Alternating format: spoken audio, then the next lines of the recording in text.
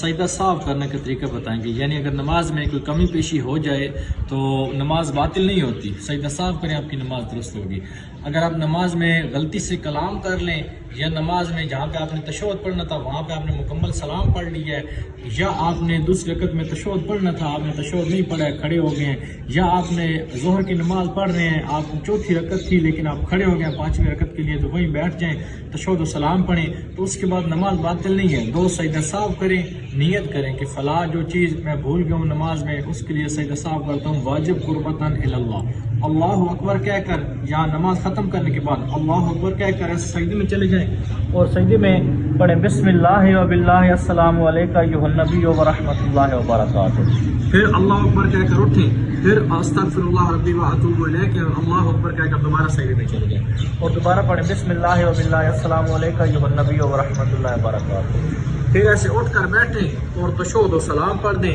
تو آپ کا جو سجدہ صاحب ہے یہ مکمل ہو جائے گا، اور جو آپ نے نماز میں غلطیاں کی ہیں وہ اس کے بدلے نماز آپ کی درست ہوگی، باطل نہیں ہوگی۔